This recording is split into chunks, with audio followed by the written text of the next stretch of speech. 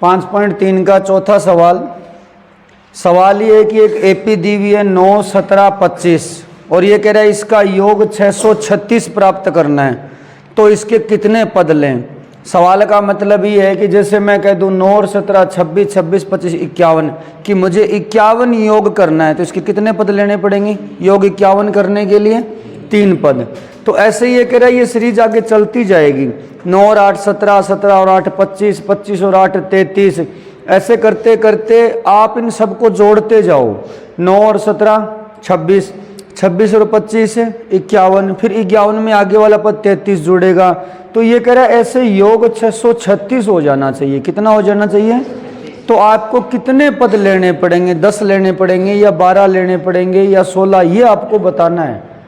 तो आपको ये योग 636 दिया है और समांतर श्रेणी के अंदर योग को लिखते हैं SN से। किससे लिखते हैं, यानी आपको यहाँ पे SN का मान 636 दिया है। किसका मान 636 दिया है। अब आप यहाँ पे SN का फॉर्मूला लगाएंगे तो ये फॉर्मूला क्या होता है, n/2 2a + n-1 into D और बराबर में कितना है। अब आपको धीरे धीरे जिन जिन चीज़ों का मान पता है उनका रख दीजिए। इस सवाल में पूछा है कितने पदों का योग 636 है। कितने पदों का, तो ए का मान पूछा है, डी का या एन का। सीधी सी बात है, ए प्रथम पद होता है वो तो नहीं पूछा। प्रथम पद तो दिख ही रहा है 9 है। सार्वंत्र डी दिख रहा है क्या, कितना है। 17 में से 9 गई 8 है, तो इसका मतलब एन का मान ही पूछा है। किसका पूछा है, तो एन का तो हमें पता नहीं है, बाकी रख दीजिए। देखिए जब आगे बराबर का निशान आता है ना किसी समीकरण के अंदर, तो आप इधर बराबर मत लगाइए करें, ये निशान लगाइए।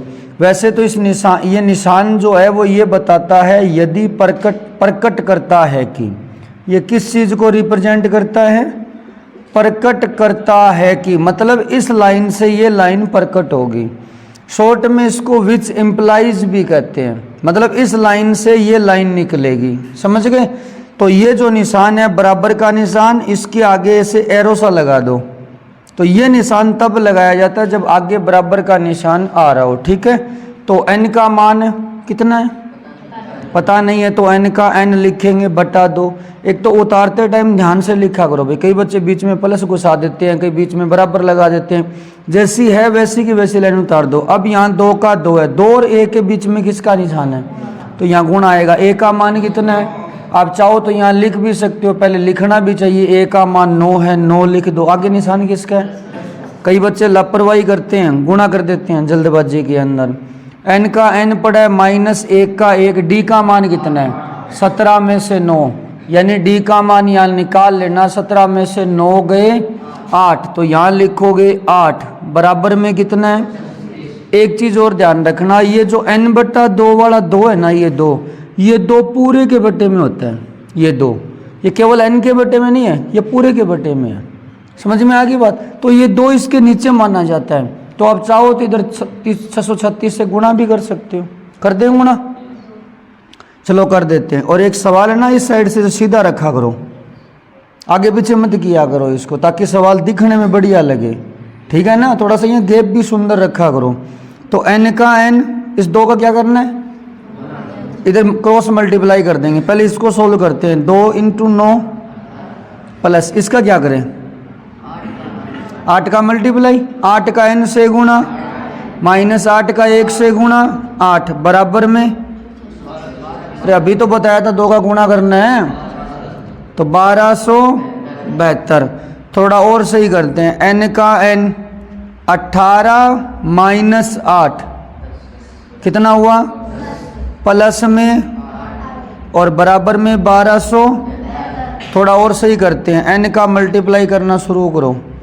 n का 10 से गुणा, n का 8n से गुणा, और बीच में दोनों के क्या है 1272। इस साइड ले आए, माइनस का 1272 बराबर, इस समीकरण में शायद 2 का भाग लग रहा है, तो 2 का भाग लगा दो ताकि ये समीकरण थोड़ी सी आसान हो जाए। तो 2 का भाग लगा रहे हैं यहाँ पे, बोलो क्या बनेगा, क्या बनेगा 4n² प्लस में 5n -636 बराबर ये एक द्विघात समीकरण है। मैं ये समीकरण यहाँ पे वापस लिख रहा हूँ।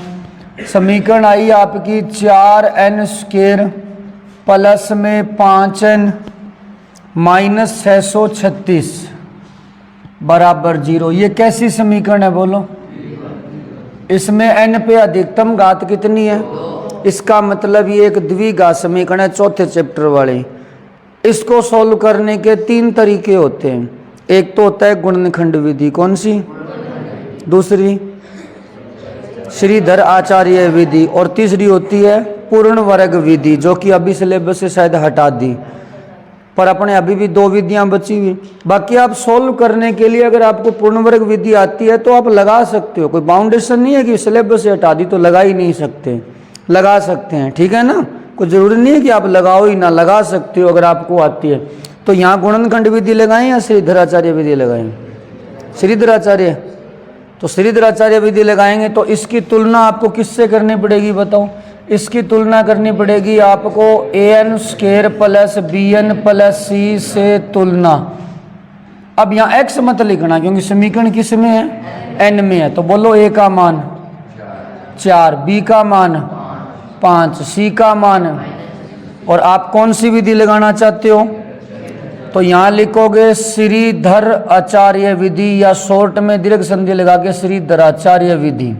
तो श्रीधराचार्य विधि में जो द्विघाती सूत्र होता है, द्विघाती सूत्र से, हाँ क्या होता है बोलो? द्विघाती सूत्र x बराबर, नहीं पहले x है नहीं सवाल में, n है, तो यहाँ क्या लिखेंगे? n बराबर, x क्यों नहीं आ रही यहाँ पे? x सवाल में, समीकरण ही x में नहीं है, समीकरण किस में है? तो n बराबर बोलो क्या लिखोगे? ये बट्टे वाली लाइन, इसके ऊपर क्या होता है? Minus B plus minus root b² minus 4ac बटे में, ये 2a पूरे के बटे में होता है, पूरे के बटे में होता है ना 2a, ठीक है। मान रखना शुरू करो। माइनस b का मान 5 प्लस माइनस, एक चीज नहीं छोड़नी है, रूट का रूट b² बोलो 25 माइनस 4 इंटू a का मान 4, c का मान है माइनस का 600 और बटे में कितना हो गया? 2 इंटू a का मान 4। तो माइनस 5 प्लस माइनस, ये कितना हो गया? 25 का 25 माइनस माइनस है, ये कितना हो गया? 4 चौके 16, 16 का 6 से गुणा 96, हंस लगी 9, 16 × 48 और 9 57, हंसल 5, 16 की 96 और 5 96 और 5 101 नहीं होंगे क्या? 101 76 हो गई, और बटे में 8, माइनस 5 का माइनस 5 प्लस माइनस रूट 25 और 10 176 कितने हो गए बताओ? 176 में 25 जोड़ेंगे 201 हो गए, तो ये हो गए 10201 और बटे में है 8। याद है 101 का वर्ग? 101 का वर्ग, एक जोड़ेंगे 102, 102 आगे 01, ये उसी का है। तो किसका वर्ग है ये? तो इसका वर्गमूल कितना होगा? 101। तो यहाँ n बराबर क्या लिखोगे बोलो? माइनस का 5 प्लस माइनस 101 बटे में। और अगर आपको डायरेक्ट इसका वर्गमूल याद नहीं होता तो कैसे निकालते इसका वर्गमूल? 10201 का वर्गमूल। फिर आपको गुणनखंड विधि लगानी पड़ती, कौन सी? 8वीं क्लास में गुणनखंड विधि भी आती है और एक भाग विधि भी आती है। देखो एक तो वर्गमूल ऐसे निकलता है 10201 इस तरीके से, याद है? ये तो है गुणनखंड विधि। यहाँ 2 का, 3 का, 5 का, 10 का, 11 का, जिसका भाग लगेगा लगाएंगे। और फिर हम बनाते हैं 2-2 के जोड़े, याद है क्या? एक तो वो तरीका होता है। एक होती है भाग विधि, ऐसे इस तरीके से, याद है क्या? इधर से जोड़े बनाते हैं, फिर 1 बच गया तो 1 का गुणा 1 से यहाँ लिखा जाएगा कितना?